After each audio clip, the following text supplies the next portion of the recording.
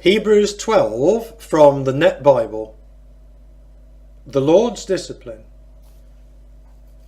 Therefore, since we are surrounded by such a great cloud of witnesses, we must get rid of every weight and the sin that clings so closely, and run with endurance the race set out for us, keeping our eyes fixed on Jesus, the pioneer and perfecter of our faith.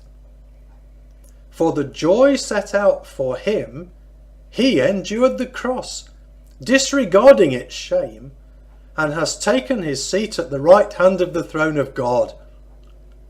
Think of him who endured such opposition against himself by sinners, so that you may not grow weary in your souls and give up.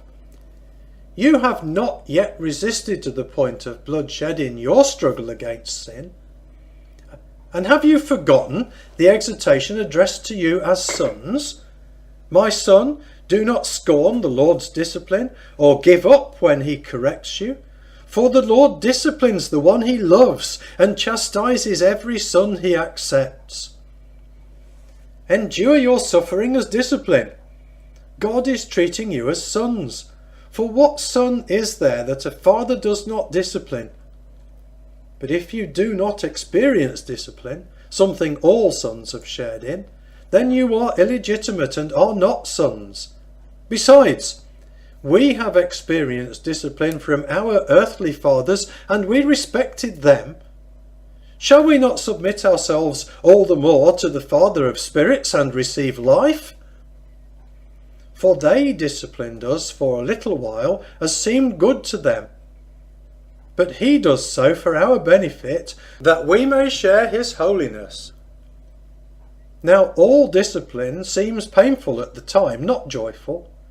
But later it produces the fruit of peace and righteousness for those trained by it.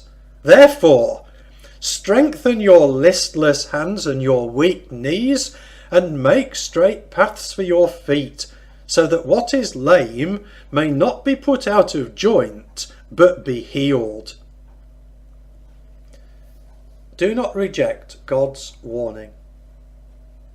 Pursue peace with everyone, and holiness, for without it no one will see the Lord.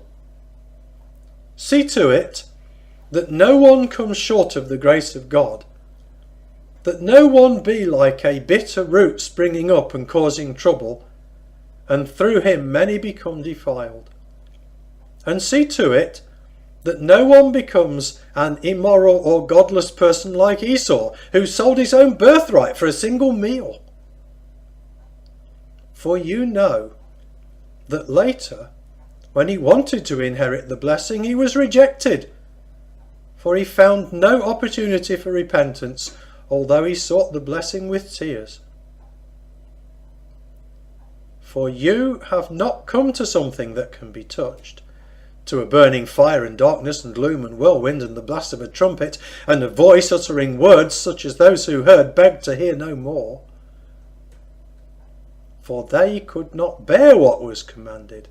If even an animal touches the mountain, it must be stoned. In fact, the scene was so terrifying that Moses said, I shudder with fear. But you have come to Mount Zion, the city of the living God, the heavenly Jerusalem, and to myriads of angels, to the assembly and congregation of the firstborn who are enrolled in heaven, and to God, the judge of all, and to the spirits of the righteous who have been made perfect, and to Jesus, the mediator of a new covenant, and to the sprinkled blood that speaks of something better than Abel's does. Take care not to refuse the one who is speaking. For if they did not escape when they refused the one who won them on earth, how much less shall we if we reject the one who warns from heaven? Then his voice shook the earth.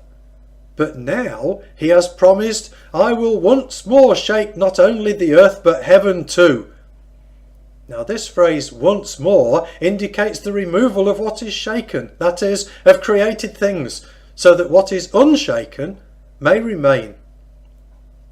So since we are receiving an unshakable kingdom, let us give thanks.